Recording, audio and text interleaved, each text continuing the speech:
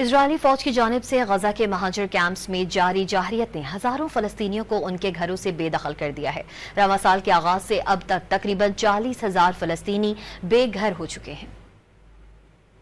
गजा के कैंपों की गलियां आज खंडरात बन चुकी हैं, जहां जिंदगी की रौनकें खत्म हो गई हैं। घोस्ट कैंप कहलाए जाने वाले इन इलाकों में सिर्फ यादें बाकी हैं, जबकि हजारों फलस्तीनी बेघर होकर मुस्तकबिल की गैर यकीनी का सामना कर रहे हैं। रिहायशियों का कहना है कि उनके घरों को मस्मार कर दिया गया है।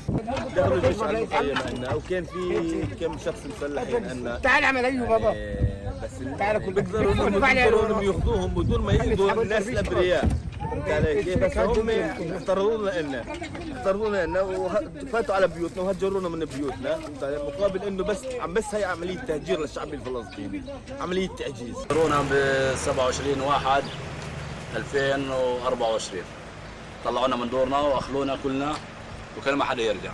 اليوم هين لنا 6 أشهر مش راجعين على مخيم तुर्की।